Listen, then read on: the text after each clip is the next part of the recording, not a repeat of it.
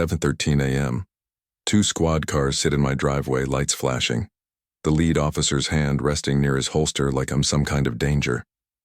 I'm standing there in my work boots, coffee mug in hand, the one with the Army Corps of Engineers logo, staring at my own front yard.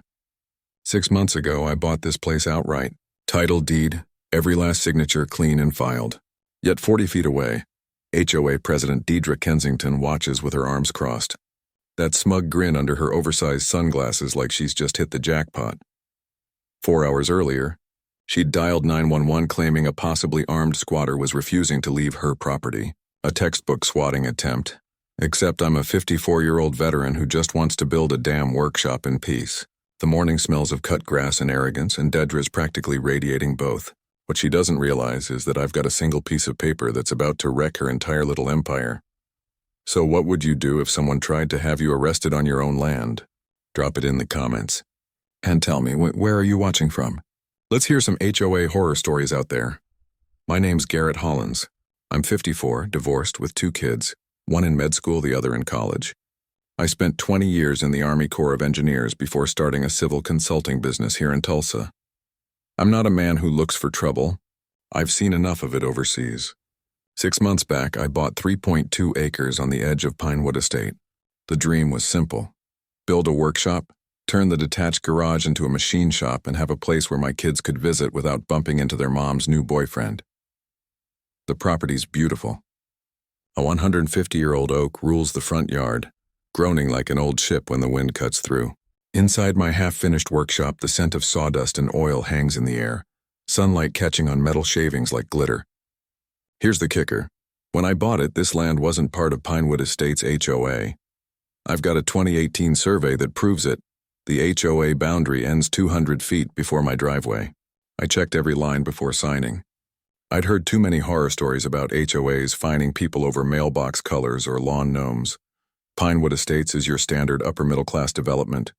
127 homes built between 2015 and 2019, dues at $385 a month. But right after I closed, the HOA quietly filed corrected paperwork, extending their jurisdiction over my lot. No notice, no hearing, no certified mail. Just bureaucratic land grabbing. That's when I met Deidre Kensington, 49, real estate agent and self-proclaimed queen of Pinewood. Imagine pastel blazers worn like armor and the words community standards spoken like gospel. Her voice has the warmth of a table saw slicing steel. She drives a white Lexus RX with a vanity plate that reads HOAQN. Irony clearly lost on her. Deidre's reputation precedes her, liens for gnomes, fines for kids' chalk drawings, foreclosures for overdue fees. I also notice she's cold toward the black families on the block, and dismissive of my neighbor Ruben Cortez, a retired Latino machinist. Anyone without a white-collar job might as well be invisible to her. Week 1 after moving in, I get a certified letter, official-looking envelope, paper that smells like toner and entitlement, a $2,500 fine for an unapproved structure. My garage, the same one that's been there since before Pinewood Estates existed. I reply with my deed, survey, and a legal note from my paralegal friend. I'm not part of your HOA.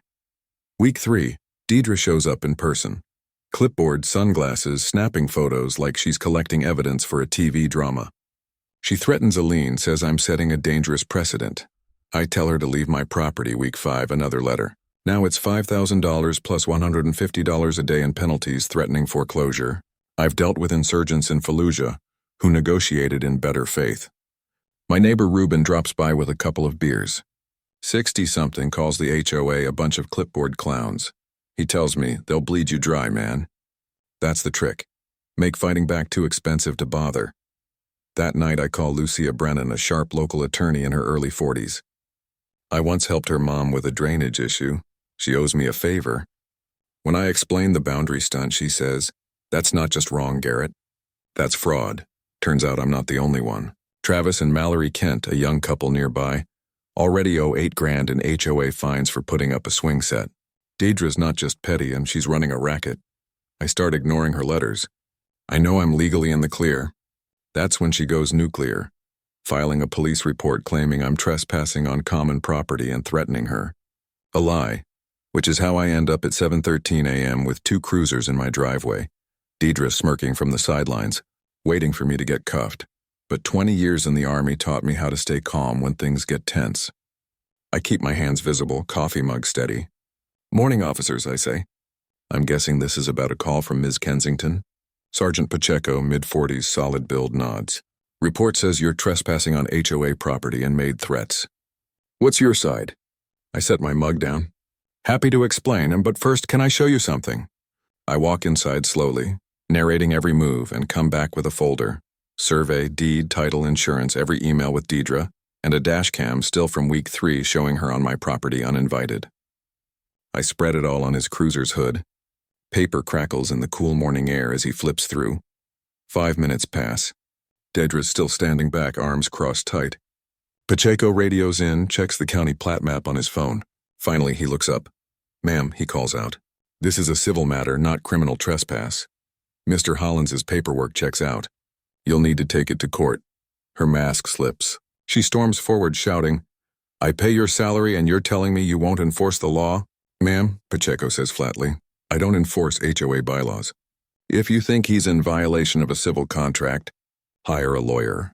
Deidre spins, storms off to her Lexus, slams the door hard enough to rattle the mirrors and peels out, leaving the stench of burnt rubber. Pacheco watches her go, shakes his head, and hands me his card. "Off the record," he says, "document everything. Every letter, every visit. I've seen HOAs pull this crap before. Next time she might get creative with her story." The cruisers leave, and there I am, standing in my own driveway realizing this woman just tried to weaponize the police against me. This isn't about fines anymore. It's about control. I call Lucia again. She answers on the second ring. I tell her about the cops, the false report, and Pacheco's warning. There's a pause before she says, "Garrett, that's bordering on malicious prosecution. If she's bold enough to lie to law enforcement, she'll have no problem lying in court. I'm taking your case, pro bono for now." Her first move, a cease and desist letter to the HOA, demanding they revoke all fines and threats immediately. Any further harassment, she warns, will trigger a lawsuit for malicious prosecution and abuse of process. She also files a complaint with the county, challenging the so-called boundary correction. Here's your first takeaway. When an HOA tries to expand its reach, state law usually requires certified notice to affected property owners. I never got one, which makes their annexation void from the start. News travels fast in neighborhoods like this. Ruben tells me Deidre called an emergency board meeting that same afternoon. Her spin: a hostile squatter is attacking our HOA with baseless legal threats. She warns them that if they cave, everyone will stop paying dues. The board, 4 timid yes-men terrified of her, vote to pursue all legal remedies. In plain English, that means they're doubling down. 2 days later, I'm at the hardware store when Travis and Mallory Kent spot me. Mallory's got their toddler on her hip and Travis looks worn out. "Garrett, we heard you hired a lawyer," he says. "Can she help us too?" Turns out 9 other families are drowning in HOA fines. One elderly couple is about to lose their house over a $12,000 lien that started as $400 in late fees. That's when it really hits me. This isn't just my fight. Deidre's scamming the entire community. That night, Ruben and I sit on my porch, beer bottles sweating in the Oklahoma humidity. "You know what her problem is?" I ask. "She's got HOA president syndrome. All the authority, none of the oversight." Ruben chuckles. "Nah, man. She's got yacht club energy in a kiddie pool subdivision. Thinks she's running the Hamptons, but it's Tulsa. No one's impressed." We're laughing when my phone buzzes. Unknown number. A photo of my truck at Home Depot earlier that day. Caption: "We're watching." Lucia tells me to install cameras immediately. And I do, 6 of them cloud-linked. Because if Deidre thinks intimidation will work, she's picking the wrong veteran to mess with. I've faced worse than this overseas. I'm not scared, but I am angry. Week 7, the HOA escalates. They file a county lawsuit. Declaratory judgment to enforce covenants. Their argument? Even if my land was outside the original map, the corrected version they filed 6 months ago is binding. Their lawyer is Conrad Trimble, strip mall type, late 60s, wins by scaring people into default.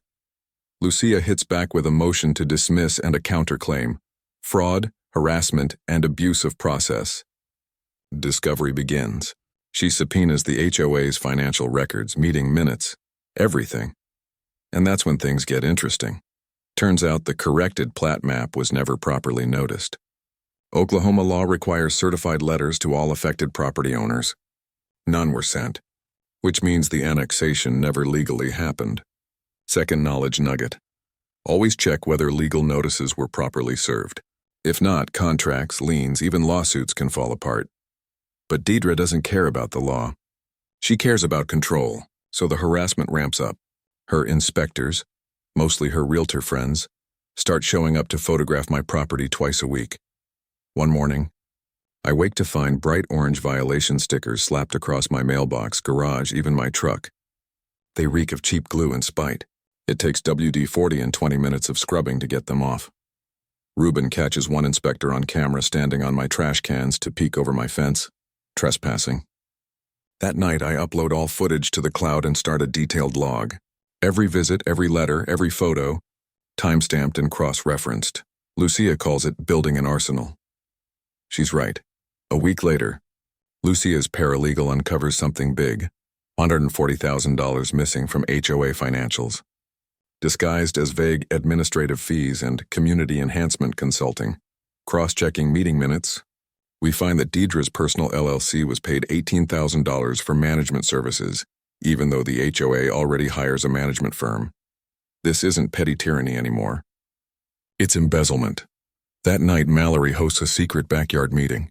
11 families show up, each with their own horror story. One couple fined $3,000 for installing solar panels, which state law explicitly protects. An elderly widower threatened with foreclosure over $400 in dues that ballooned to $6,000 with fees. I pitched the idea of a coalition, maybe even a class action. Lucia, attending quietly in the back, nods. We can work with this, she says, but word travels. Someone's spouse on the board rats us out. The next day, Deidre calls another emergency meeting. Her motion: anyone organizing against the HOA will face a special assessment fee of $1,000 a month until they comply. By morning, I have a new notice taped to my door.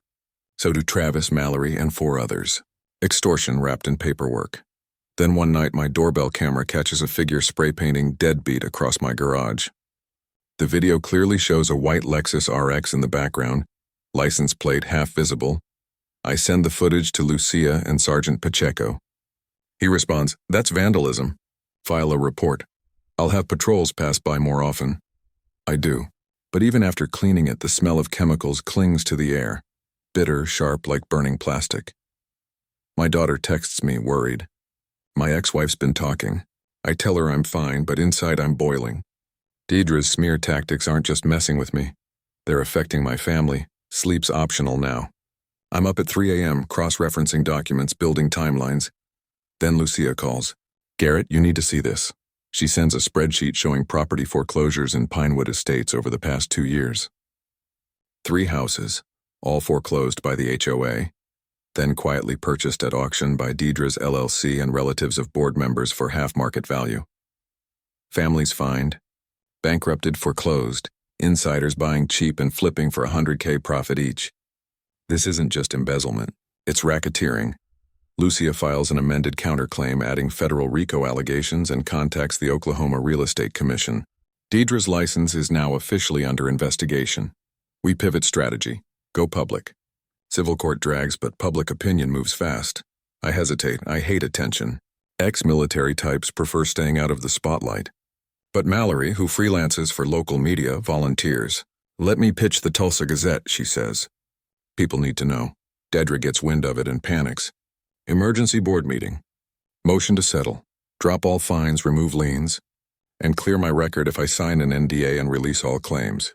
Trimble, their lawyer, delivers the offer over Zoom. "Mr. Hollins," he says, "you should take this. Discovery could get ugly for everyone." I laugh. "Tell your client I don't negotiate with con artists." When Lucia ends the call, she's smiling. Settlement offers mean they're scared. That night, Ruben drops by with beers. "Wild thing is," he says, "Deidre runs this HOA like a cartel, but she probably thinks she's saving the neighborhood." I nod. Every villain does. The next morning, I get a certified letter, not from the HOA, but from a title company. Foreclosure notice.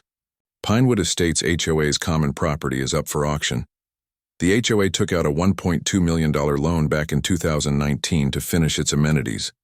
Pool, clubhouse, playground, and hadn't made payments in 18 months. The bank's foreclosing.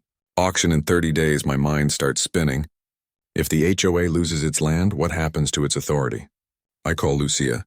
I think I just figured out how to buy the HOA, week 10. In retaliation, the HOA slaps a lien on my property, even though the annexation's still contested. Trimble argues it's standard procedure. The judge lets it stand temporarily, freezing my equity. Deidre's turned my finances into a hostage situation. Meanwhile, she launches a smear campaign, whispering to neighbors that I'm litigious, toxic, a man who doesn't share community values. On the neighborhood Facebook page, she posts vague rants about freeloaders. No names, but everyone knows who she means. People stop waving. My son calls from college, worried. I brush it off, but inside I'm seething. I dive into research, pulling county property records for every Pinewood Estates transaction over 5 years. Same pattern. Families fined, foreclosed, properties sold to insiders for 40–50% below market, then flipped for 6-figure profits. I call Lucia at dawn. We can prove conspiracy. She doesn't even hesitate. That's federal racketeering, Garrett. Mail and wire fraud included. She updates our filing immediately and forwards everything to the Real Estate Commission. Deidre's license investigation goes full throttle. Here's your third knowledge nugget. RICO laws aren't just for mobsters. If someone's using an organization, even an HOA, to commit ongoing fraud, those statutes apply. Civil cases can become criminal. Lucia's next advice. Go public, civil suits crawl. The press doesn't, I agree. Mallory's Tulsa Gazette article drops. HOA president accused of fraud as neighborhood faces foreclosure. It blows up overnight. Local news picks it up, then Oklahoma City, then Reddit. Within 72 hours, the HOA is imploding. Board members resign. The management company backs out. Deidre's phone must be melting. The bank doesn't care about any of it. The foreclosure's proceeding. Trimble quits, saying, I don't represent criminals. Lucia connects me with a nonprofit attorney who specializes in community land trusts. Together, we form the Pinewood Commons Trust, a nonprofit designed to take over the HOA's assets, maintain common areas, and actually serve residents. Transparent, democratic, everything the HOA wasn't. We draft the charter, 7 elected board members, 2-year terms, open meetings, full financial disclosure. No petty fines. No tyranny disguised as order. Then comes auction day, 15 a.m. I'm sipping coffee on the porch when Deidre's Lexus pulls up. She gets out, no makeup, hair a mess, her perfect composure cracked. 2 board members flank her like nervous bodyguards. Garrett, please, she says, voice trembling. I'll resign. We'll drop everything. Just don't buy the property. Let someone neutral handle it. Neutral, I ask? Like one of your LLC buddies who flips foreclosures for profit. She's shaking now. You don't understand. If you do this, I lose everything, my reputation, my license, my business. I meet her eyes. You should have thought about that before turning this neighborhood into your personal ATM. The air is crisp, courthouse limestone still damp from last night's rain. For once she smells not of perfume but fear. At 7:45, 2 men in suits approach. One of them, Trimble's son. You sure you want to go through with this? He says quietly. People who pick the wrong fight sometimes regret it. I look at him deadpan. Are you threatening me on courthouse property? Reuben, standing nearby, holds up his phone, recording everything. They back off. Lucia files a harassment report within the hour. 6 a.m. The auction begins. Opening bid, $850,000. The auctioneer calls. I raise my paddle.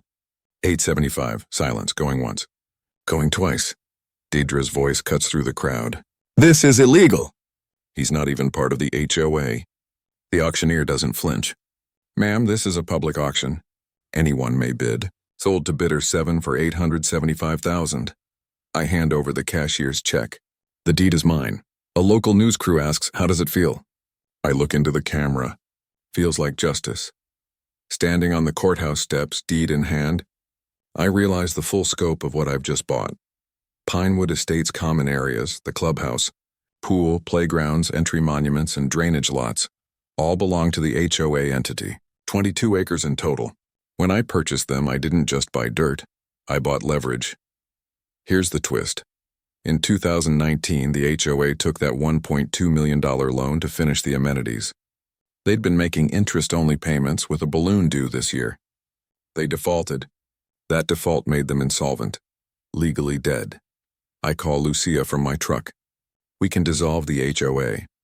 Oklahoma law allows the owner of HOA property to petition for dissolution if 75% of homeowners agree, or if the HOA is bankrupt.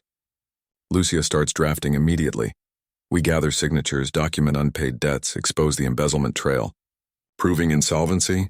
Easy. $1.2 million loan defaulted, $200,000 in legal judgments, and $250,000 missing in fees.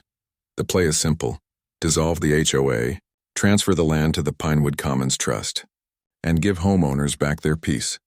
I liquidate my savings at $200,000 and call my brother Caleb, a developer in Texas. I need a bridge loan. $400,000 fast. He's quiet for a moment. What's the plan? I explain. Another pause, then he laughs. That's the most Garrett move I've ever heard. I'm in. That still leaves $275,000. So I start a GoFundMe, Save Pinewood Estates, Stop HOA Corruption. The goal? Cover the remaining balance and legal fees. Within 3 days, $180,000 pours in from across the country. People who fought their own HOA nightmares. People who just want justice. Deidre's world collapses overnight. Board members resign, homeowners revolt, and her phone won't stop ringing. She tries calling emergency meetings, but the bank owns the land now. Trimble's gone. Her authority? Gone with it. A week later, the Tulsa Gazette runs a follow-up. Veteran buys HOA to save neighborhood. The story trends nationally. By spring, the trust is official. The community elects a new board. Meetings are public, streamed online. Transparency replaces tyranny. One evening, Reuben joins me under the old oak. Its branches sway softly in the breeze, no longer groaning like before. You ever regret it? He asks. All the stress, the threats? I take a sip of beer, watch the sunlight filter through the leaves. Not for a second. A few days later, a young couple pulls into my driveway. Are you Garrett Hollins? The woman asks. I nod. We just bought a house 3 streets over. Our realtor said you're the reason there's no HOA anymore. We wanted to say thank you. I shake their hands. Welcome to Pinewood. You're gonna love it here. As they drive off smiling, I realize this is what victory really looks like. Not courtrooms or handcuffs, but families free from fear, kids playing without fines, neighbors trusting each other again. I came here to build a workshop and live quietly. I got both and something better. A community worth fighting for. So now I'll ask you, have your own HOA nightmare? Drop it in the comments. You're not alone. Maybe together we can stop the next Dedra before she destroys another neighborhood. And if you want to hear more true stories of ordinary people standing up to corrupt systems, hit that subscribe button. Next time, a homeowner in Florida who uncovered her HOA president's Ponzi scheme. You won't believe how she took them down. Land here belongs to everyone collectively, managed through democratic decisions.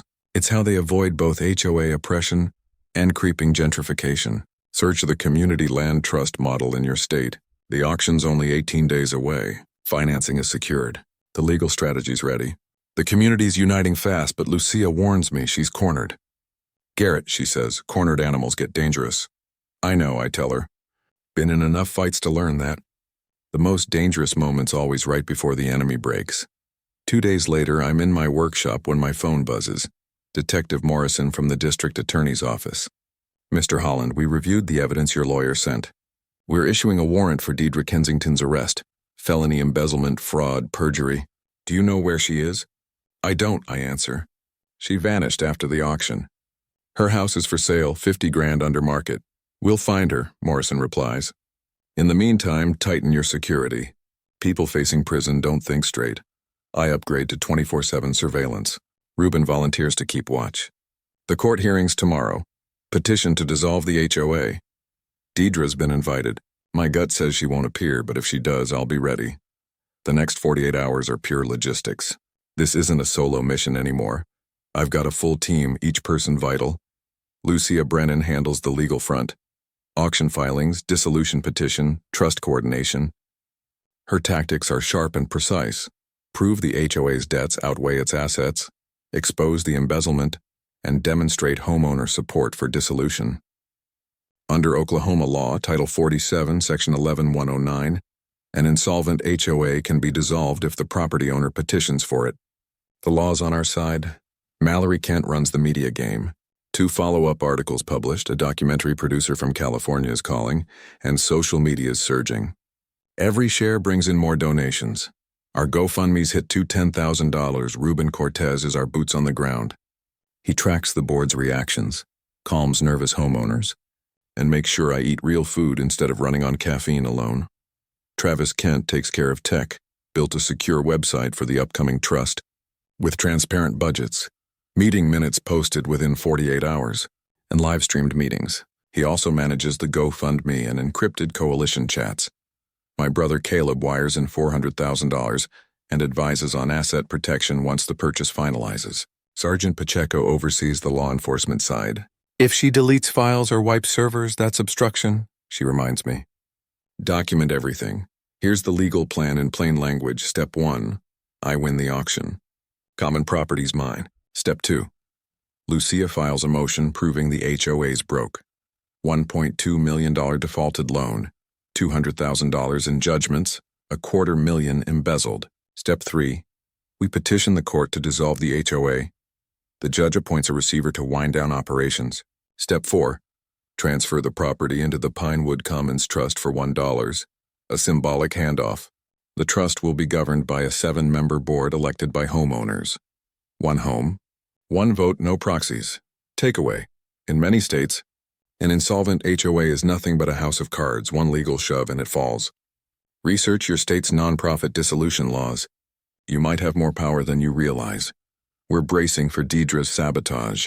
Lucia predicts she'll delete records, hide funds, and block our countermeasures. Travis already scraped the HOA website through the Wayback Machine, archiving every page. Lucia subpoenaed bank statements before Deidre could shift money. Mallory interviewed 3 former board members. Sworn affidavits proving Deidre's scheme are secured. Community preparation matters most. I rent the VFW hall and host 3 town halls that week. Attendance keeps growing. 50 families the first night, then 82, then over 100. I explain the plan. The HOA dissolves. Dues temporarily drop to 0. The new trust takes over.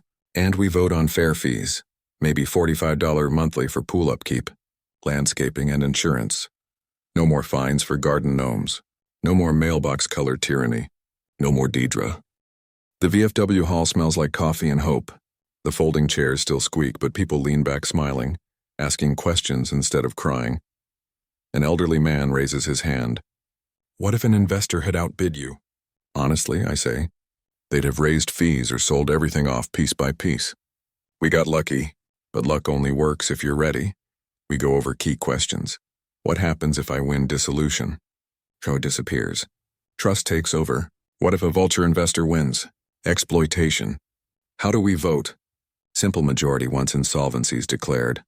The room's full of people who've been beaten down for years now daring to believe again. One woman stands. My husband and I almost lost our home over $800 in fines. We stopped sleeping, stopped talking to neighbors. You're giving us our lives back, her voice cracks. I can't speak, just nod. Ruben squeezes my shoulder. This is why we fight. We also run financial literacy sessions. Knowledge nugget number 2, foreclosure auctions. Most don't realize non-judicial foreclosures are common in Oklahoma, Texas, California, and Arizona. No lawsuit required, just public notice. You can buy property right on courthouse steps with a cashier's check. Research trustee sale rules in your state. Knowledge. Nugget number 3. Community land trusts, structures where land is owned collectively and governed democratically, prevent HOA abuse and gentrification. Look up the CLT model for your area. The night before the hearing, I'm in my workshop. The lathe hums softly. I'm not making anything, just letting my hands move while my mind steadies itself. I think about why I'm doing all this. It isn't revenge, not even about Deidre anymore. It's about systems, how they're supposed to serve people, not crush them. My ex used to say I was too mission-driven. Maybe she was right. But this mission matters. I text my kids, big day tomorrow. Wish me luck. My daughter replies, Dad, we're so proud. Go be the hero we know you are. My son sends a Captain America gif. I can't help but smile. Ruben shows up with a six-pack. For after the hearing, he says. If we lose, I tell him, I'll need something stronger. He grins. Got tequila in the truck, brother. The hearing's at 9 a.m. I've got my notes, documents, and team ready. Deidre's been invited, but I doubt she'll come. If she does, Lucia will handle her. Still, Lucia's warning echoes in my head. Cornered animals are dangerous. Deidre's staring down prison time, bankruptcy, and public disgrace. What's her next move? Does she even have one left? I double-check the locks, upgrade the security cameras again, and sleep with my phone beside the bed. From experience, I know. The most dangerous moment in any battle is the instant before your enemy realizes they've lost. Tomorrow, Deidre's going to have that realization, on PM, the day before the hearing. Lucia calls. Trimble just filed an emergency injunction, she says. Claims the dissolution violates homeowners' rights. I glance at my watch. How fast can you get to the courthouse? I'm already driving, she says. At 6 p.m., we're in Judge Vickers' chambers. Fluorescent lights buzz overhead. Trimble looks worn out, but he's still dangerous. Turns out he never really quit. He only told Deidre he had while secretly cashing her checks. His argument's a mess. Claims the trust violates covenants that don't exist. Quotes Arizona case law that doesn't even apply in Oklahoma. Lucia tears his case apart in 10 minutes flat. Your Honor, she says firmly, this is a blatant delay tactic by defendants facing fraud charges. The bank had every right to foreclose and Mr. Holland had every right to bid. This motion serves no purpose except to prolong the abuse. Judge Vickers, mid-50s, a former public defender with zero patience for nonsense, peers over her glasses.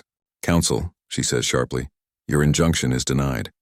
This court will not interfere with a lawful foreclosure. Gavel down. Done. The door slams as Trimble storms out, the metallic echo chasing him down the hall. That night, a fake Facebook profile appears, Pinewood Truth Teller. Posts flood the neighborhood group. Claims that Garrett Holland is a con man working with California investors to gentrify the community. Photoshopped LLC documents, fake names, the works. My phone blows up with messages. Is this true? Are you selling us out? Travis traces the IP address within an hour. Deidre's home network.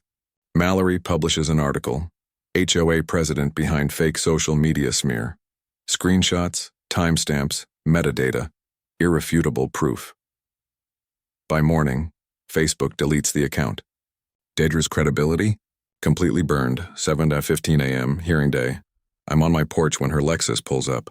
She steps out, no makeup, hair unkempt. The first time I've seen her without her armor. 2 board members flank her like reluctant bodyguards. She walks up, heels clicking on concrete, voice trembling. Garrett, please. I'll resign. I'll drop everything. Just don't go through with this. Let someone neutral buy the property. Neutral? I ask, setting my coffee down. You mean your LLC friends who'd flip it for profit? Her hands shake. You don't understand. If you do this, I lose everything. My reputation, my license, my business. I meet her eyes. You should have thought about that before you turned 127 families into your personal ATM. The air's cool, her usual cloud of perfume replaced by the stale smell of coffee and fear. She tries again. I made mistakes, but destroying me won't fix anything. I'm not destroying you, I say quietly. I'm making sure you can't destroy anyone else. She freezes, then turns and walks away, not fast, not dramatic, just slow, defeated, like she's heading to her own funeral. 1:45 a.m. Courthouse steps. 2 men in suits approach. Trimble's son, a lawyer and a guy built like a bouncer. They stop too close. Mr. Holland, the son says low, you sure you want to do this? People who cross the wrong folks find their business drying up. Permits delayed. Clients gone. Understand? I'm ex-Army. Been shot at before. These suburban threats don't even register. Are you threatening me on courthouse property? In front of witnesses? I ask, Ruben's nearby, phone recording. Yeah, he adds. Are you? The men exchange glances, realize they've overplayed their hand, and step back. Just friendly advice. one mutters before walking off. Lucia's filing a harassment complaint before we even enter the courtroom. The courtroom is packed. About 60 homeowners fill the gallery. 3 news crews line the walls. Mallory's live tweeting. The air feels electric. Our side, Lucia, our nonprofit attorney. Caleb, Ruben, Travis, and Mallory. Plus 20 homeowners sitting behind us. HOA's side nearly empty. 3 nervous board members in the back. No counsel at the table.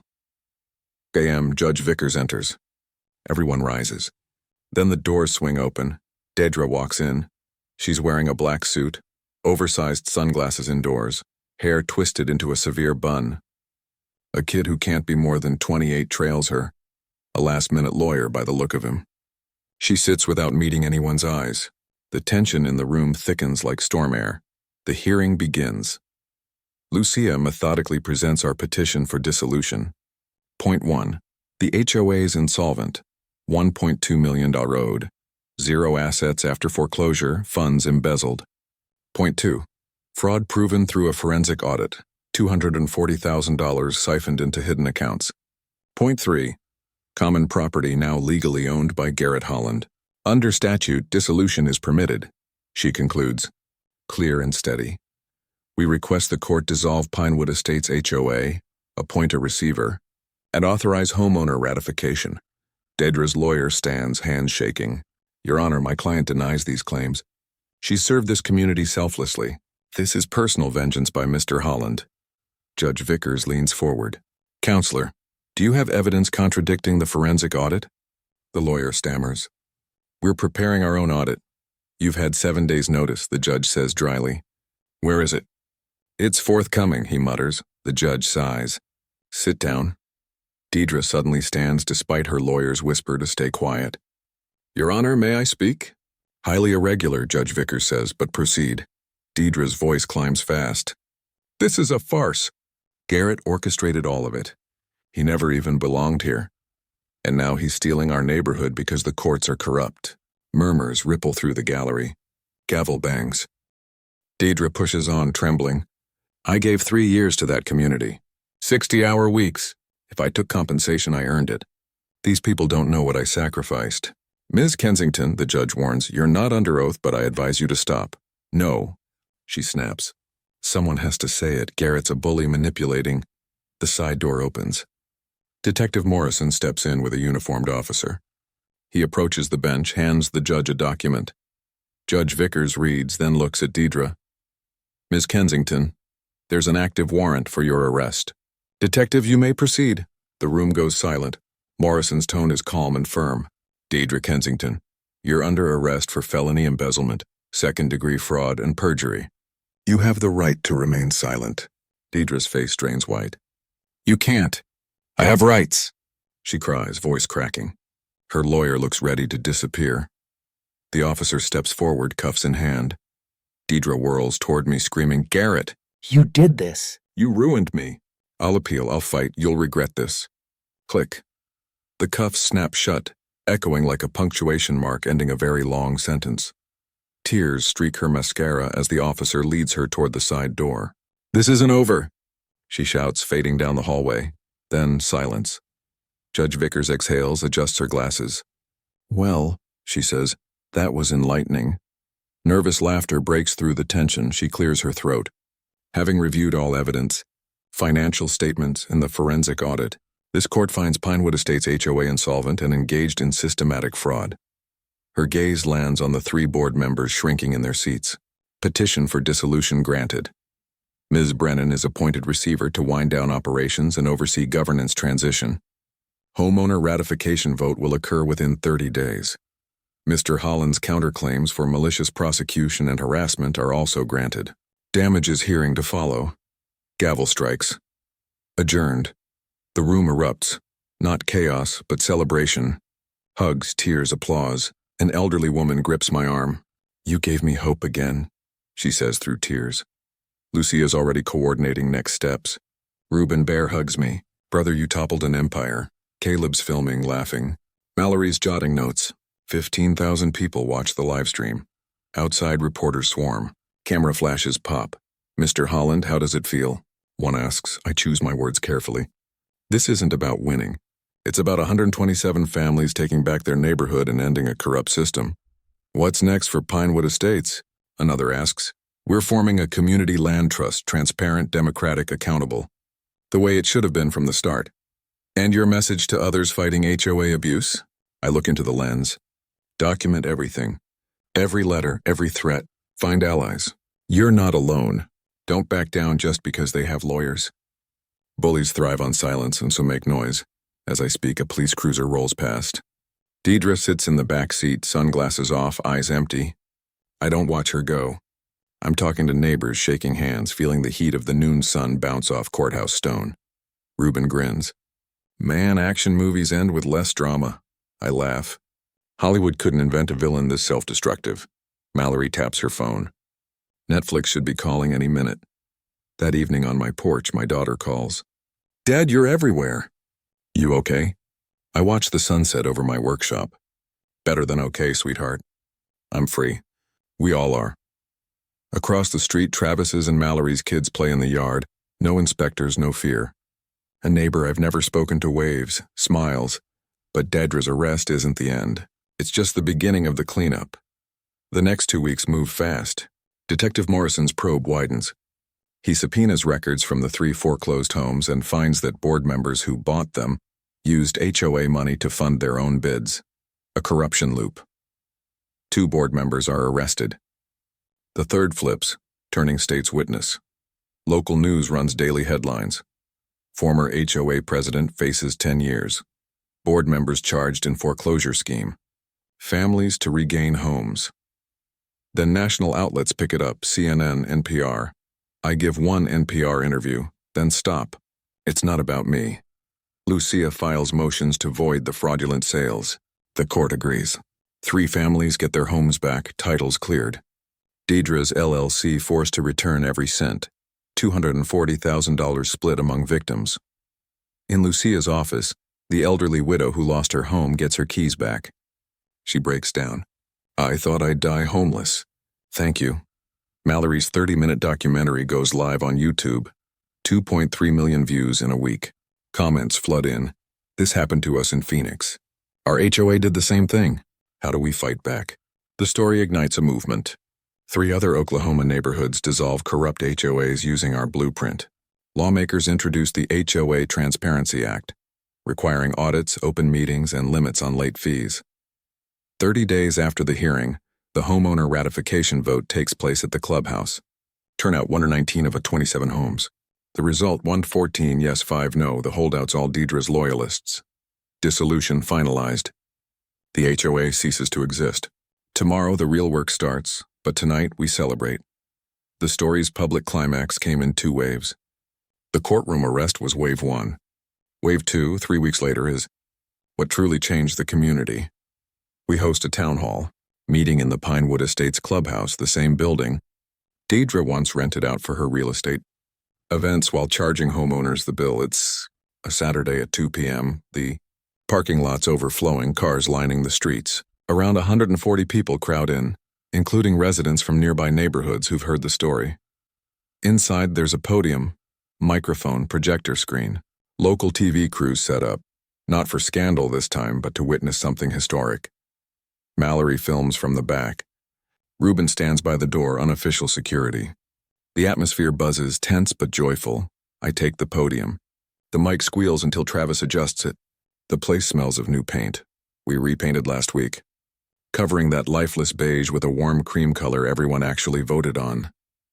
3 months ago, I begin. I moved here looking for peace, a workshop, weekends with my kids, a quiet life. Instead, I got fines, threats, cops at my door, and a lien on my home. Murmurs of agreement ripple through the crowd. But here's what I learned. When a system's broken, you don't fix it by asking nicely. You fix it by building something better. I click the first slide. The old HOA's redacted financials. Under the previous board, I say, you paid $385 a month. Where'd it go? Next slide, line items. $18,000 to Deidre's LLC for management. $47,000 in legal fees to fight homeowners over gnomes and mailbox colors. $40,000 vanished. Embezzled. The room goes silent, an angry silence. Here's what the new Pinewood Commons Trust proposes. Next slide. The new budget, $45 a month. That's it. Covers pool care, landscaping, insurance, and an emergency fund. No salaries. Every penny tracked. Budgets posted online monthly. Receipts open to anyone. Meetings live streamed. Any expense over $5,000 requires a homeowner vote. I pause. That's an 88% drop in dues. And this time you'll actually see where your money goes. Applause swells, spreads, turns into a standing ovation. When it settles, I continue. We're not just fixing the books, we're fixing the culture. Next slide, new community principles. No more fines over paint colors.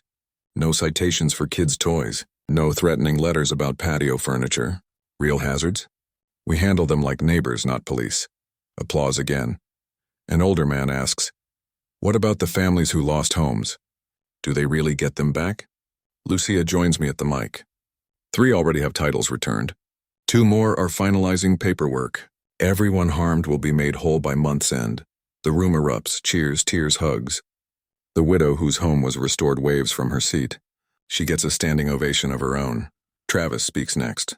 We've launched the Pinewood Opportunity Fund, using the $75,000 in damages Garrett donated entirely. 2 $5,000 per year scholarships for neighborhood kids, renewable for 4 years. First awards next month. Parents wipe their eyes. Then Mallory steps up. The documentary's passed 2 million views. 43 HOAs nationwide have reached out. We're building a free online resource hub. Legal templates, guides, everything we learned. The crowd cheers again. I read the results of the new trust board election. A retired teacher, a nurse, a mechanic, a small business owner, a stay-at-home dad, an engineer, and a college student home for summer. Real people, representing everyone. Each stands to applause, no boos, no tension. This, I say, is what democracy looks like when it isn't rigged. I close. 4 months ago, Deidre Kensington told me I didn't belong here. She was wrong. We all belong here. And now this neighborhood finally belongs to us. The clubhouse explodes with joy, cheers, whistles, stomping feet, through the windows. Kids play on the playground that nearly got cited out of existence. Afterward, no one rushes off. People linger for hours, talking, laughing, planning. Someone fires up a grill. Someone else brings a cooler. It becomes an impromptu block party. The building that once symbolized control now hosts the freest gathering this community's ever known. Reuben finds me at sunset, hands me a beer. You did good, brother. I shake my head. We did good. He raises his bottle. To freedom from petty tyrants, I smile. And to never becoming one ourselves. 30 days after the town hall, the Pinewood Commons Trust is fully up and running. The first board meeting happens on a Wednesday evening, live streamed, just as promised. 120 people tune in, their first act, set dues at $45 per month, an 88% cut from Deidre's reign. Second act, repeal every cosmetic covenant. Paint your house purple, fill your yard with gnomes, live your life. 2 weeks later, the community garden breaks ground. 2 acres of trust land open to everyone. 20 families sign up that first day. By summer, tomatoes, peppers, squash, herbs fill the beds. Surplus, over 300 pounds, goes to the Tulsa Food Bank. A Vietnam veteran plants a rose garden in one corner as a memorial. Neighborhood kids water it after school. The Pinewood Opportunity Fund awards its first scholarships in May. 1 girl bound for nursing school, her family once nearly foreclosed on. 1 boy studying engineering who says I inspired him. I attend the ceremony and fail miserably at holding back tears. Deidre pleads guilty in July to avoid trial. 3 years in state prison, $240,000 restitution, 5 years probation. Real estate license permanently revoked. Her Pinewood home sells at foreclosure for 60% of what she paid. The buyers, a young couple with a toddler, are thrilled to join a neighborhood with no HOA. The irony isn't lost on anyone. The local paper runs a feature. Former HOA president jailed for fraud she once imposed on others. Her mugshot sits beside a photo of the thriving community garden. The contrast says it all. 2 complicit board members get 18 months each. The third, who cooperated, receives probation and community service. All are barred from ever serving on an HOA board again. The ripple effect keeps spreading. In November, the Oklahoma legislature passes the HOA Transparency Act with bipartisan support. It mandates annual audits, open meetings, caps late fees at $50, and requires proper boundary notices. Locals even nickname it Garrett's Law, though Lucia did most of the drafting. 3 more Oklahoma neighborhoods dissolved their corrupt HOAs using our template. Then 2 in Texas, 1 in Arizona. Mallory's documentary gets optioned by a streaming service. She's producing a 6-episode series. I choose to stay mostly out of the spotlight. The story's bigger than me now. My workshop's finally complete. On weekends, I teach metalworking classes, 12 students, kids, and adults. Together, we're building a pergola for the community garden next month. My son visited at Christmas. We built a bookshelf on the lathe. My daughter came for Thanksgiving. She said, "Dad, you found your purpose after the Army." Maybe she's right. The legal defense fund I started with $25,000 from the damages award has grown to $70,000 through donations. We've already helped 4 families in other states fight back against HOA abuse. One woman in Phoenix emailed, her HOA tried to foreclose over $400 in dues. We found her a lawyer, she won, kept her home. Most evenings, Ruben and I still sit on my porch, beers in hand, watching neighborhood kids play and neighbors talk again. For the first time in years, we're simply watching life happen, the way it always should have.